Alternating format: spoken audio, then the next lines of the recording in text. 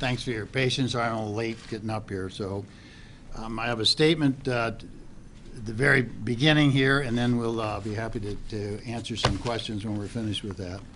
But first and foremost, I'd like to again extend my deepest sympathies to the family of Michael Brown.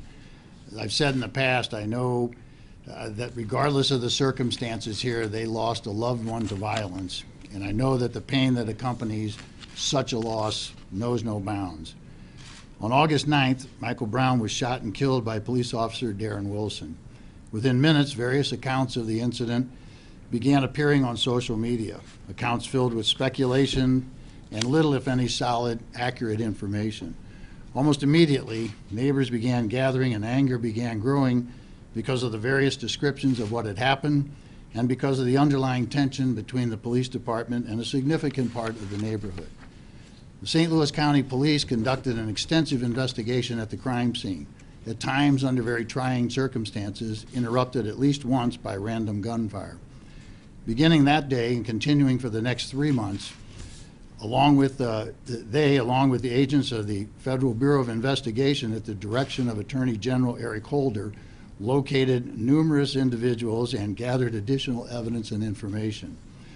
Fully aware of the unfounded but growing concern in some parts of our community that the investigation and review of this tragic death might not be full and fair, I decided immediately that all of the physical evidence gathered, all people claiming to have witnessed any part or all of the shooting, and any and all other related matters would be presented to the grand jury. Grand juries of 12 members of this community selected by a judge in May of this year, long before this shooting occurred. I would like to briefly expand upon the unprecedented cooperation between the local and the federal authorities. When Attorney General Holder first announced the federal investigation just days after the shooting, he pledged that federal investigators would be working with local authorities as closely as possible at every step of the way and would follow the facts wherever they may take us. As General Holder and I both pledged, our separate investigations followed that trail of facts with no preconceived notion of where that journey would take us. Our only goal was that our investigation would be thorough and complete to give the grand jury, the Department of Justice, and ultimately the public all available evidence to make an informed decision. All evidence obtained by federal authorities was immediately shared with St. Louis County investigators. Likewise, all evidence gathered by St. Louis County Police was immediately shared with the federal investigators. Additionally, the Department of Justice conducted its own examination of all the physical evidence and performed its own autopsy. Another autopsy was performed at the request of the Brown family, and all of this information was also shared. Just as importantly, all testimony before the St. Louis County grand jury was immediately provided to the Department of Justice. So although the investigations are separate, both the local and the federal government have all of the same information and evidence. Our investigation and presentation of the evidence to the grand jury in St. Louis County has been completed. The most significant challenge encountered in this investigation has been the 24-hour news cycle and its insatiable appetite for anything to talk about, following closely behind with the nonstop rumors on social media. I recognize, of course, that the lack of accurate detail surrounding the shooting frustrates the media and the general public and helps breed suspicion among those already distrustful of the system. Yet those closely guarded details, especially about the physical evidence, give law enforcement a yardstick for measuring the truthfulness of witnesses. Eyewitness accounts must always be challenged and compared against the physical evidence. Many witnesses to the shooting of Michael Brown made statements inconsistent with other statements they made and also conflicting with the physical evidence. Some were completely refuted by the physical evidence. As an example, before the results of the private autopsy were released, witnesses on social media, during interviews with the media, and even during questioning by law enforcement, claimed that they saw Officer Wilson stand over Michael Brown and fire many rounds into his back. Others claimed that Officer Wilson shot Mr. Brown in the back as Mr. Brown was running away. However, once the autopsy findings were released showing that Michael Brown had not sustained any wound to the back of his body, no additional witnesses made such a claim, and several witnesses adjusted their stories in subsequent statements. Some even admitted that they did not witness the event at all, but merely repeated what they heard in the neighborhood or others or assumed had happened.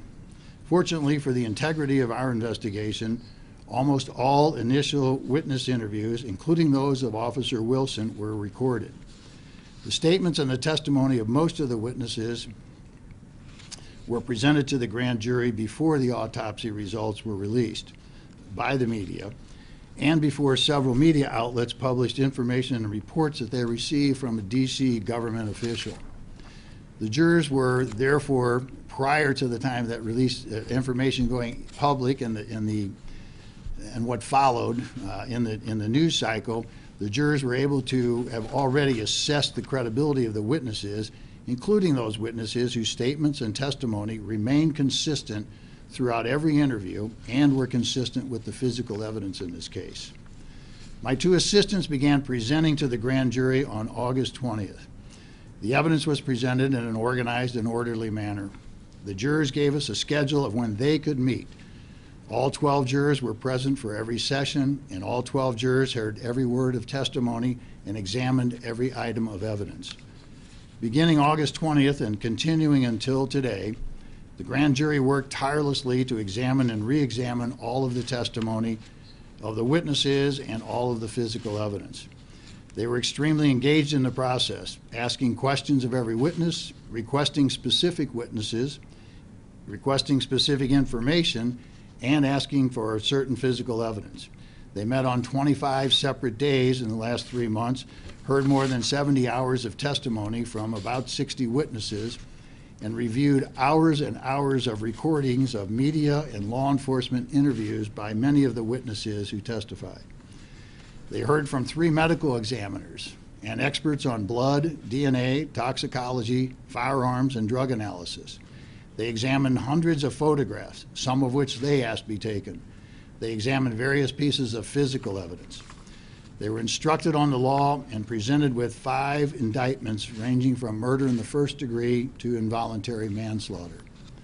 Their burden was to determine, based upon all of the evidence, if probable cause exists to believe that a crime was committed and that Darren Wilson is the person who committed that crime. There is no question, of course, that Darren Wilson caused the death of Michael Brown by shooting him, but the inquiry does not end there. The law authorizes a law enforcement officer to use deadly force in certain situations. The law also allows all people to use deadly force to defend themselves in certain situations. So the grand jury considered whether Wilson was the initial aggressor in this case, or whether there was probable cause to believe that Darren Wilson was authorized as a law enforcement officer to use deadly force in this situation, or if he acted in self-defense. I detail this for 2 reasons. First, so that everyone will know that, as promised by me and Attorney General Holder, there was a full investigation and presentation of all evidence and appropriate instruction of law to the jury, to the grand jury. Second, as a caution to those in and out of the media who will pounce on a single sentence or a single witness and decide what should have happened in this case based on that tiny bit of information. The duty of the grand jury is to separate fact from fiction. After a full and impartial and critical examination of all the evidence in the law, and decide if that evidence supported the filing of any criminal charges against Darren Wilson. They accepted and completed this monumental responsibility in a conscientious and expeditious manner. It is important to note here and say again that they are the only people who have heard and examined every witness and every piece of evidence. They discussed and debated the evidence among themselves before arriving at their collective decision. After their exhaustive review of the evidence, the grand jury deliberated over 2 days, making their final decision. They determined that no probable cause exists to file any charge against Officer Wilson and returned a no true bill on each of the 5 indictments.